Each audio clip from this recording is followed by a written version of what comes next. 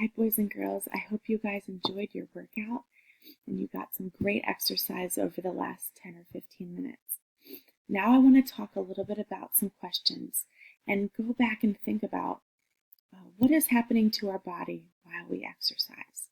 Now, we took our heart rate a couple times during the lesson, and hopefully you saw an increase in your heart rate as your body was moving more and more.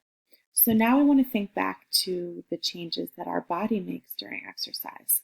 So the first question I want you to think about, and if you want to find mom or dad or a sister or brother or anybody in your house that you want to share your answer with, that is fantastic.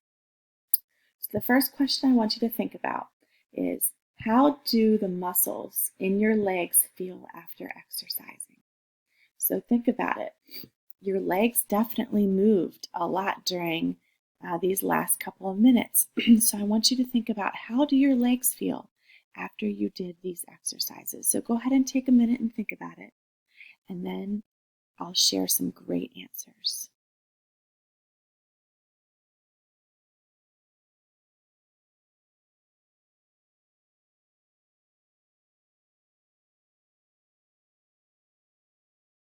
Okay, so if you came up with answers such as your legs feel tired, or they feel kind of like jello, and it's hard to stand up, those are all very accurate and good answers.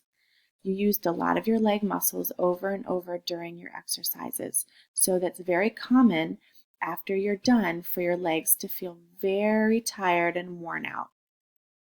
So great job on that. All right, the second question is, I want you to feel your forehead and the back of your neck. How does it feel?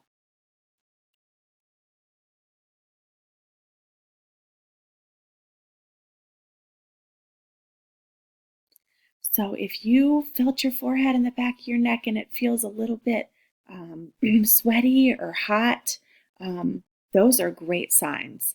That means that you were getting a great workout and your body is sweating.